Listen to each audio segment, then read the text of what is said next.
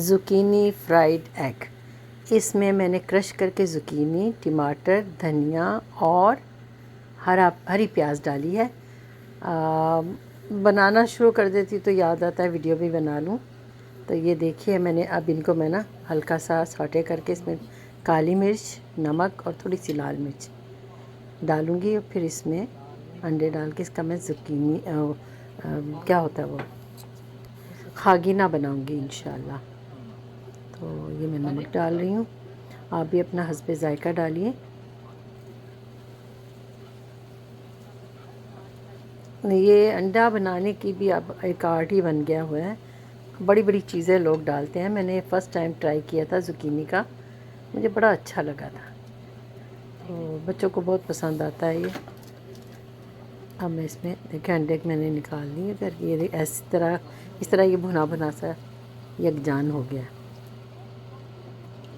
अब इसमें मैं अंडे डाल के इनको हल्की आंच पे ना बनाऊंगी। अब देखिए कि इसमें आप हल्की आंच पे बनाएं और मुझे क्योंकि ज़रा नरम पसंद है, मैं अपना ये करके पहले निकाल लूँगी थोड़ा सा अपना हिस्सा, फिर बच्चों के लिए ज़रा ज़्यादा फ्राई कर दूँगी। ऑयल इसमें ज़रा एडुकेट होना चाहिए, ऐसा नहीं होना चाहिए कि कम हो तो खुश्क सा हो जाता है।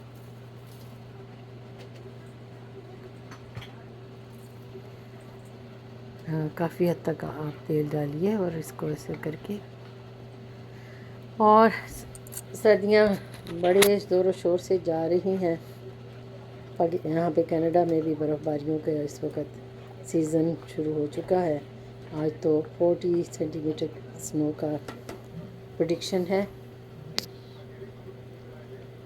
ठीक है, मैं अब इसमें से अपना निकाल के इसको मज़ीद बच्चों के लिए वो कर लूँगी।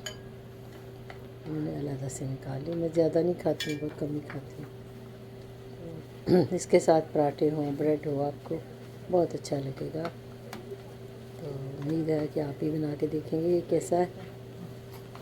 चलिए अपना ख्याल रखिएगा। मेरी तरफ से अल्लाह हाफिज़, अस्सलाम वालेकुम।